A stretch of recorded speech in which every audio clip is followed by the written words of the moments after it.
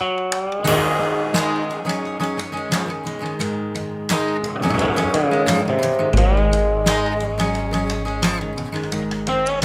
to the Mouse and Men, where we explore the grown-up side of Disney. Find us online at themouseandmen.com, where you can get our top 10 things for grown-ups to do in Walt Disney World. Plus, you can find all of our social media profiles as well, where you can find us on Facebook, Instagram, Twitter. I'm Bradley. I'm here with co-caster Chris. Chris, how you doing? Good. Am I a co-caster today or a co-coaster today? You're a little bit of both. Take it. The co-caster coaster. So today we are putting on our Imagineer hats, or maybe scarves. You got a scarf around your neck, or a bandana. I've got a bandana on my head. So we'll just roll with the Imagineer bandanas. But we're going to be looking at the Rock and Roller Coaster. What would we do if we were given the proverbial keys to redesign this attraction? Yep. So the keys to the kingdom, or I guess the keys to Hollywood Studios in this example. Yeah, or the keys to the limo. I mean, we're going to be taking off across LA County, it seems. Absolutely. I guess it was about a year ago, the Rock and Roller Coaster starring Aerosmith that we have for us in the States here at Hollywood Studios and Walt Disney World down in Central Florida. That's been there since like the early 90s. But I believe that the one in, is it Disneyland Paris, announced about a year ago that they are re-theming the Rock and Roller Coaster starring Aerosmith into an Iron Man type attraction. And so with that, and also understanding, there was an article that came from the InsideTheMagic.net a few weeks back. It was talking about if you could reimagine the Rock and Roller Coaster, what would it be? And so that got us to thinking about what we would do if we were Imagineers and we had the ability to recreate those. And I've not heard yours, and so I'm excited to hear what you have to say. So be a bit of a surprise for each other, but then also just to get our Imagineer hats on. I guess, again, if I did have one, it would at least have Mickey ears on it. But then those that are listening out there, what they would do if they were reimagining a coaster or an attraction at Disney or Disneyland. So I think this would be a fun exercise, an example of what we could do, again, if we were given the keys to change one of our favorite rides in the world. Yeah. So without further ado, let's rock and roll our coaster. See what I did there? Yeah. I like it. I like it a lot. Yes.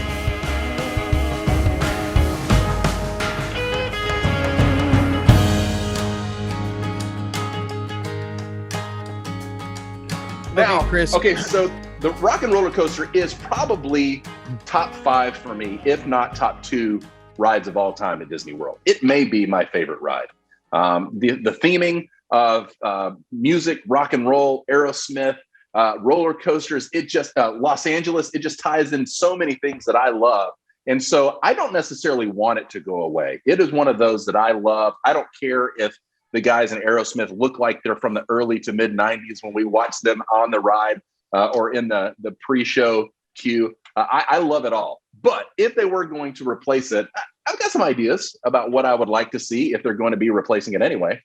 Well, I mean, it still looks cool when you walk into that studio, the way they've got Aerosmith, that little video going.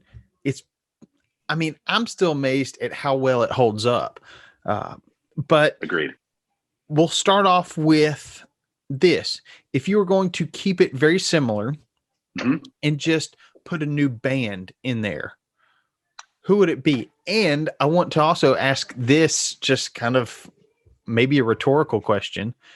Does Aerosmith make royalties off the Rock and Roller Coaster because their music's played? And if so, how much is their bank account going to take a hit because that steady stream of just Aerosmith hits on an endless loop? Or is that just part of their agreement? They say, hey, we'll license all this stuff for a set amount, whatever. But yeah, we'll get back to who's the band that you would replace.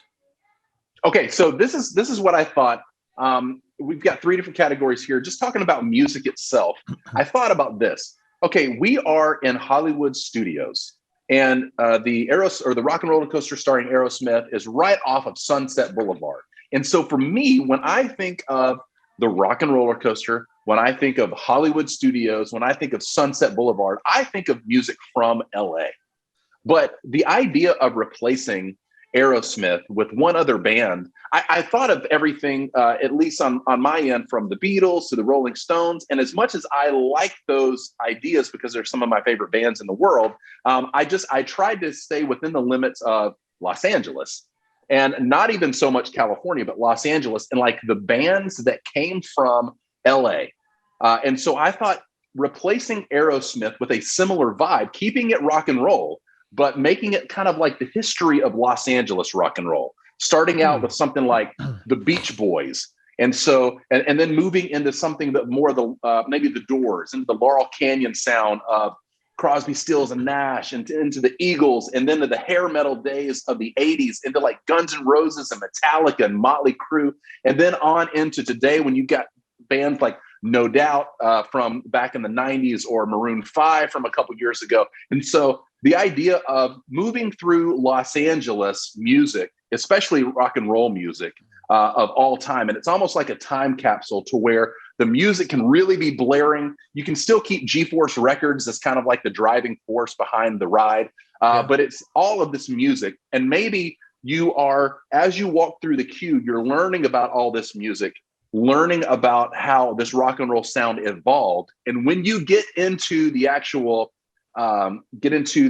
coaster, still could be the limousine there, but it turns into that kind of like 80s heavy metal hair band style. So everything up to that in the queue could be the Beach Boys and the Mamas and the Papas and that kind of style. But once you get into the limousine, it could be like an Eagles Life in the Fast Lane when it takes off, into Guns N' Roses flipping all around, into Motley Crue, and then by the time you get out and you're there at the end of the ride, when you get out at the location where the concert is going to be, it could be like bands of the last 20 years or so, kind of like the No Doubts, the Maroon 5s, those types of bands. And so you're actually going through time to arrive at a present day Los Angeles.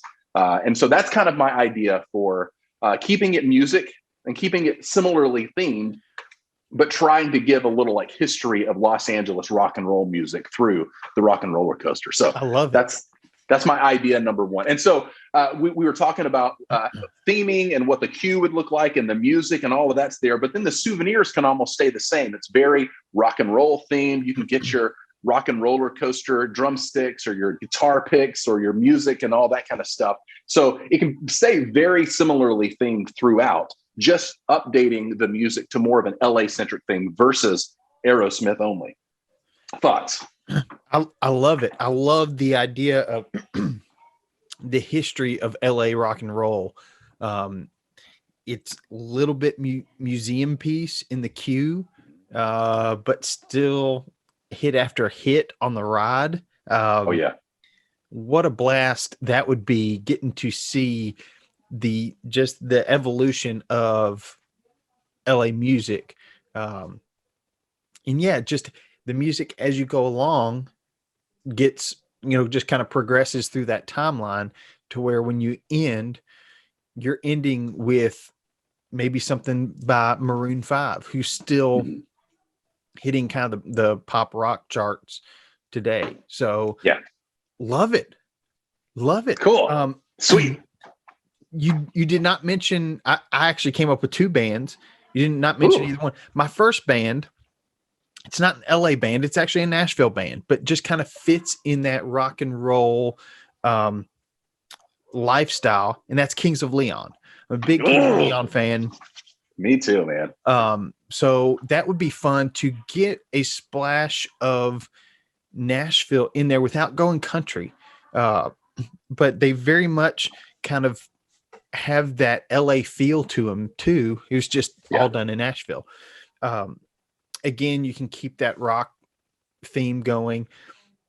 The other band I had in mind is the Foo Fighters. Oh, Dave Grohl, I can see him just getting really excited about this. But seeing the Foo Fighters, who, I mean, their music hits a little bit harder like Aerosmith does. And so maybe you could even leave a lot of the track itself the same. You just reskin everything. Much like they did for some other rides. For instance, when they took away Mr. Toad's Wild Ride, I believe it's the same track. They just reskinned everything. But I think Foo Fighters would be a really cool overlay for this as well. Learning to fly right there as you take off. I mean, it could be pretty awesome. So my bands of choice are either Kings of Leon to change it up just a little bit, or the Foo Fighters to really keep that hard hitting music going. Dude, I love both of those bands so much. They're two of my favorite bands of all time. And so I'm just like getting excited over the idea of those because, I mean, it'd just be incredible. Yeah, but you're right. All the music, all of like Foo Fighters, after their first 3 albums, could have come out with a greatest hits album because of how many really good rock and roll songs they've had. But then looking back over their whole discography over the last 25 years or so, there are so many good songs that would like fit right in that rock and roller coaster, from Hero to Pretender to All My Life. All those songs would be amazing, just keeping your heart rate going as you're doing the corkscrew. And I got to shut up because I'm just going to sit there and imagine it being the Foo Fighters or Kings of Leon. So that's amazing. I love your idea. I think the Foo Fighters kind of fit in that same spot where Aerosmith did when this ride was created, where it's not necessarily their heyday anymore, but they're still known enough that it can still be relevant. So there's a large enough catalog to put this together, which a younger band, that's going to be one of the tough things about finding a young band for this ride, is that catalog's not there to be able to pick the best music to really fit into this attraction. Totally true. So the next idea is Disney intellectual property, Disney IP. What would you take and reskin this or reimagine this ride using something pre-existing in the Disney universe? Do you want me to go this time, or you want to go first this time? I can go this time. So I mentioned this a few minutes ago. Everybody complains about Mr. Toad's Wild Ride is gone from Disney World. This could be the ultimate Mr. Toad's Wild Ride. I mean, it doesn't, I don't know. You maybe go back, update it, because he was very much a toad of the world. He wanted a car because it was brand new. He just wanted the new thing. And when I think of LA, it's all about what's the new trend. So nice. Yes. Okay, cool. You get Mr. Toad's Wild Ride. Maybe this is where you bring in Tesla. Mr. Toad wants a Tesla. He wants that insanity setting on the Tesla for the takeoff. It could work. Maybe. Yeah. Yes. So it's a little bit of a stretch, but we are riding in a stretch limo. So you're full of them today. I love this. Mr. Toad's Ultimate Wild Ride is the idea that I had. Chris, where are you going with this? Okay, so oh my gosh, I love that we're bringing Mr. Toad back. That's amazing. First off, I just think that's brilliant. And you're right. People do complain that that's not there anymore. It's like, okay, you want it? Now you really got it. That's so cool. I love that.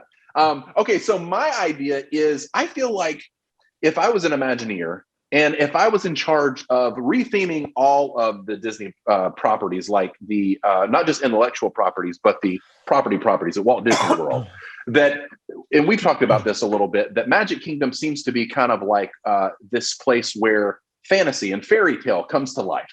Epcot is this experimental prototype city of tomorrow where we look at what the world could be if the world was maybe seen through Disney's eyes.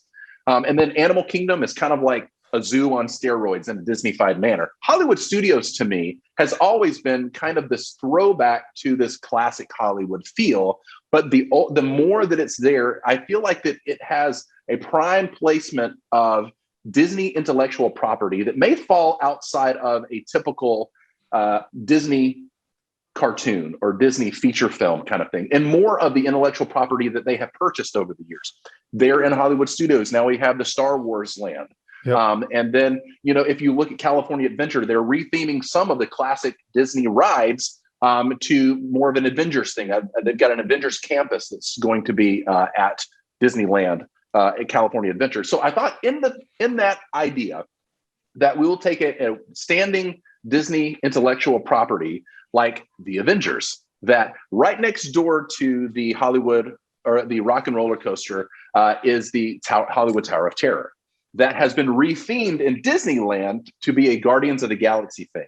And who knows if that will ever be the case on the Walt Disney World property at Hollywood Studios, because it kind of now is two different experiences. You've got the Guardians of the Galaxy experience in Disneyland, and then you have the Tower of Terror. But the Tower of Terror, I could imagine in the next 10 to 20 years, them retheming it, because it's harder for them to like bank on the Twilight Zone as this bankable property. So if they turn that into the Guardians of the Galaxy ride, Tower of Terror, maybe that whole side, that Sunset Boulevard side of Hollywood Studios becomes more of at the Avengers campus, Orlando style kind of thing. And so the retheming that I thought of was kind of an Avengers ride.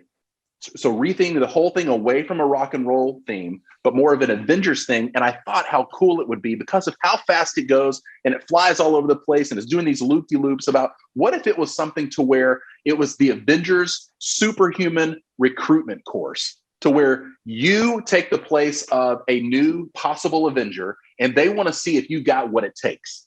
And so they want to see how fast you can run. They want to see if you can dodge things like the Falcon or Iron Man or something like that. And so what it is like you strap yourself in and you, like with the Avengers looking on, you run as fast as you can, like when it takes off, and then you're flying through the air and you're battling people. And so a whole retheme around an Avengers, like you becoming a new Avenger kind of thing.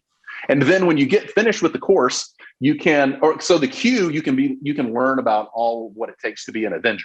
And then the ride is you trying to become an Avenger. And then in the end, maybe you are being celebrated as the new Avenger. And so then as you're in the gift shop area, it can have everything, any kind of Avengers kind of merchandise. But you can also kind of like what we talked about last week with you can create a Na'vi person that looks like you, like an avatar of you in Avatar. That you can kind of do that yourself about if you were to become an Avenger, what would be your superhuman strengths and what would you look like? And you can create a life, a little doll or action figure or whatever, but it's you with you can put on a cape or you can change your outfit, those kinds of things. So the kind of more immersive, even when you get off of it, to become your own Avenger, your own comic book kind of thing. So that's my idea. I love it.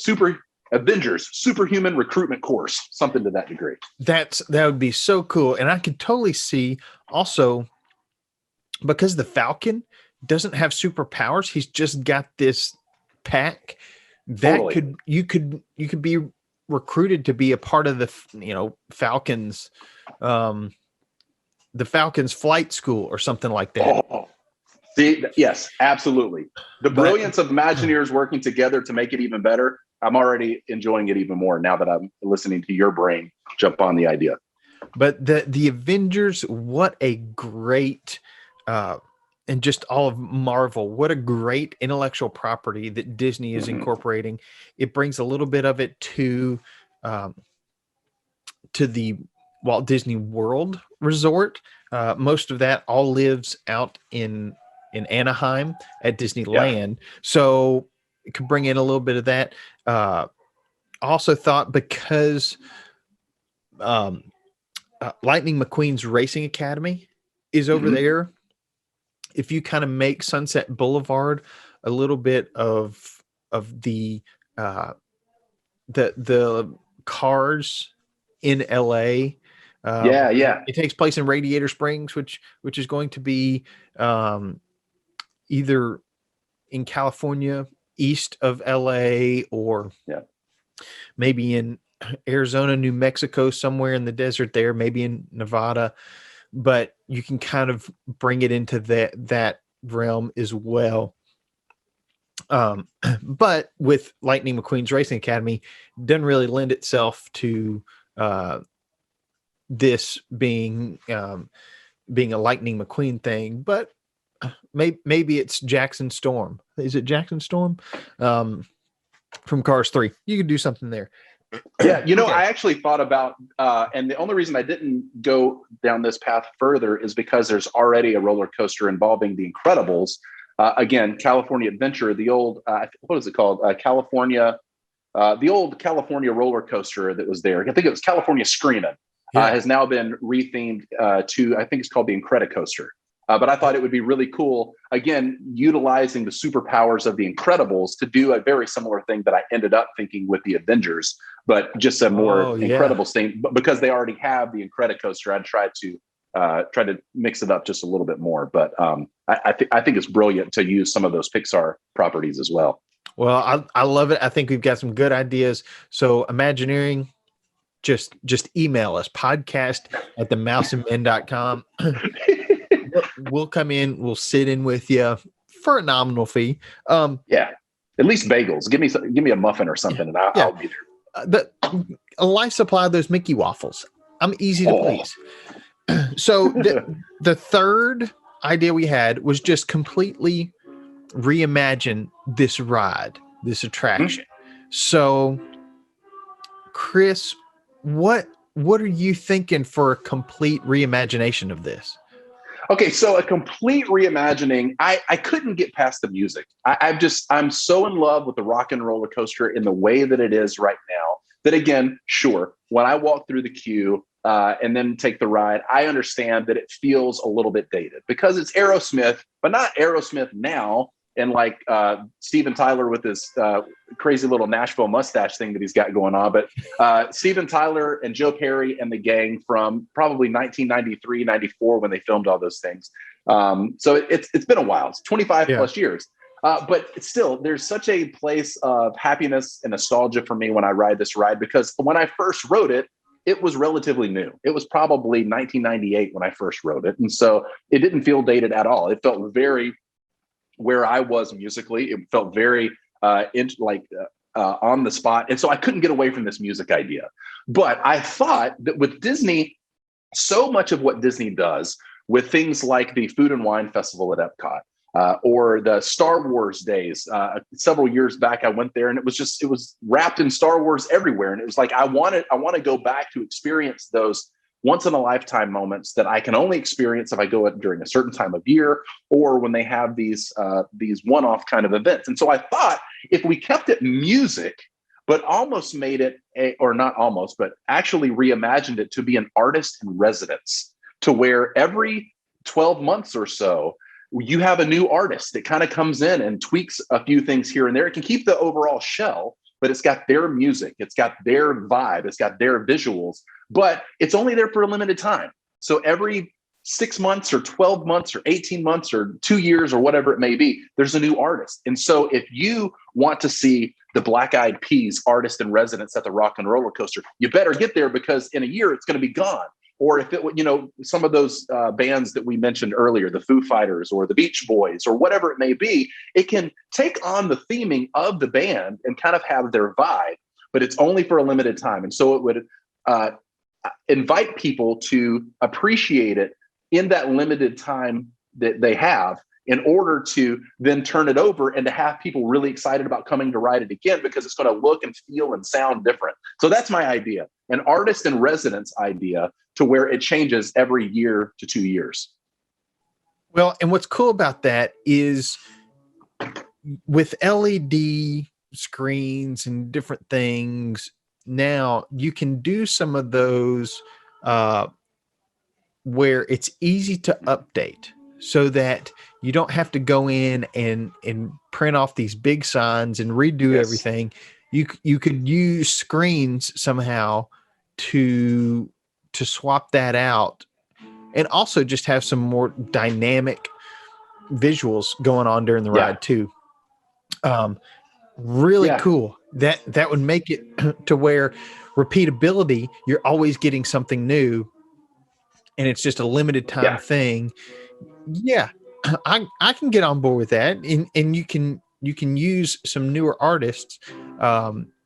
You run into that catalog issue, but I think with being able to swap it out, you can kind of do some creative stuff with that. I like that. Awesome. Yeah, and I thought that it kind of answers the question of how do we make a Disney ride evergreen?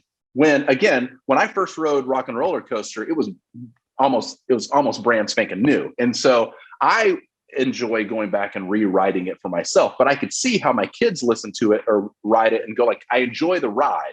But who are these old people that I'm listening to, or seeing in the queue or at the end of the ride kind of thing? And so that would have an answer to it, because it's always changing, and it could be very up to date artists that I'm not even a fan of these days, that my kids would more likely know who they are, like a Shawn Mendes or a BTS or all of the Disney artists, those kinds of people that you can utilize Disney intellectual property if they're signed to like a Disney label or whatever, and roll them right in. So I've spoken enough about it, but that's kind of the idea, is that it's an ever-changing artist in residence ride.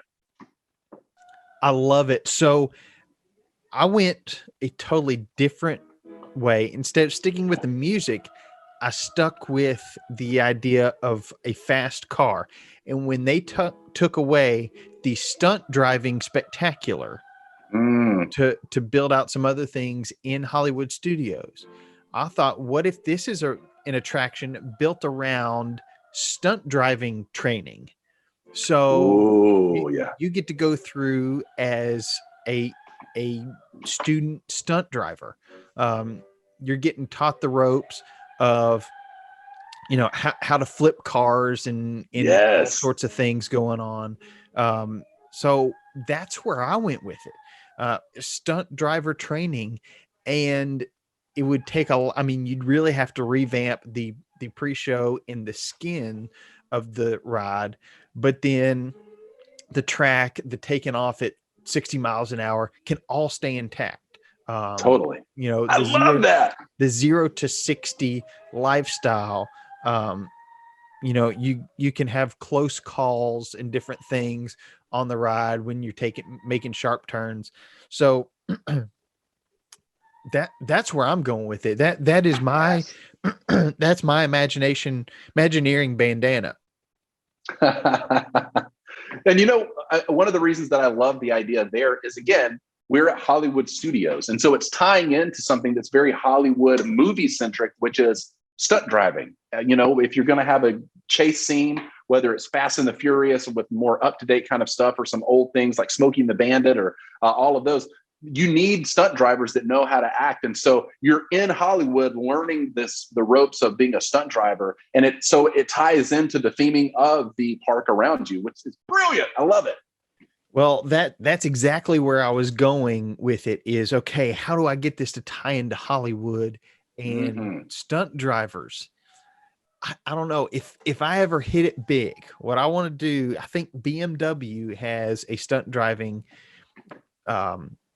school out in California. Like an academy. Okay. Yeah. Yeah. And you can do, I think there's like a 1 day and a 2 day course, and it's a couple $1,000. My dream has always been, in the remake of The Italian Job, at the very beginning, and I can't remember her name, but I'm never allowed to drive my Mini Cooper or my dad's Mini Cooper after watching this movie. But she's driving down, and she needs to park. So as she's going down, she slams on the brakes, turns, pulls the handbrake, and parallel parks facing the other way on the other side of the street. I want to be able to do that. Sweet. Yes. So I don't know. if I had a second life, I'd probably want to be a stunt driver. Because if I've already lived once, so what if I die early as a stunt driver? But that's amazing, man. So we've got the history of LA rock and roll. We've got Kings of Leon, Foo Fighters. We've got Avengers recruiting. We've got Mr. Toad's Wild Ride. Love that. We've got stunt driver training, and we've got a rotating artist in residence. A lot of cool ideas for reimagining the rock and roller coaster. Yeah. I don't want it to necessarily be reimagined because it's such a classic ride for me, but I can see if they're going to do it, then again, podcast@themouseandmen.com. Email us because we'd love to be in on those talks. This was a blast to do, by the way. I could do this for several different rides, whether they're actual rides or rides we want or rides that they're going to remake anyway. We should do this more often. This was a blast. Absolutely. So now let's get to our segment on plussing. Plussing.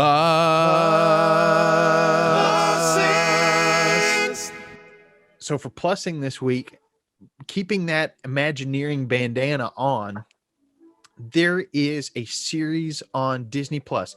It came out after Disney Plus released in November 2019, but